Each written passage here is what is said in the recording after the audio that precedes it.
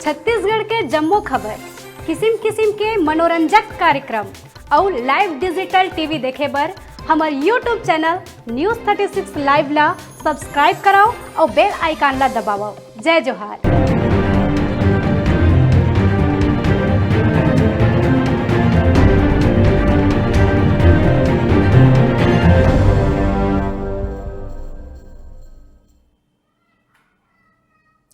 बड़का समाचार के बाद अब भी रहोगे खबर 36 के। नागरिकता संशोधन एक्ट अभी देश में चर्चा के विषय बने हुए है। एक कति कुछ लोगन एला सरकार के एक और ऐतिहासिक फैसला बतावत है, तो दूसर कति एकर विरोध के स्वर देश में अलग अलग जगह में देखे बर मिलत है। यही कड़ी में न्यायधानी बिलासपुर में वामपंथी और लोकतांत्रिक दल के आह्वान में विरोध करे गई।